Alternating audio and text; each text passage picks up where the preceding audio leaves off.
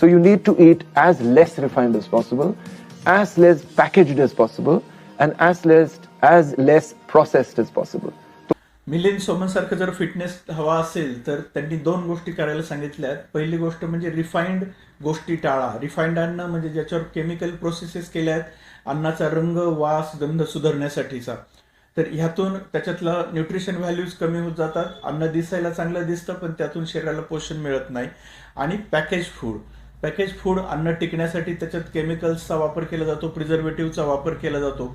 त्याने अन्न टिकतं पण ते आरोग्यासाठी घातक असतं, शरीरात वेगवेगळ्या आजारांची निर्मिती करतं. आपण घरात 2 दिवसापूर्वीची शिळी पोळी खात नाही, पण पॅकेज फूड 2-2, 4-4 महिने जुनं सुद्धा अन्न आपण आनंदाने खातो.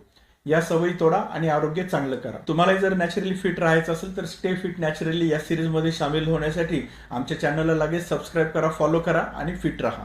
धन्यवाद. निरोगी व्हा.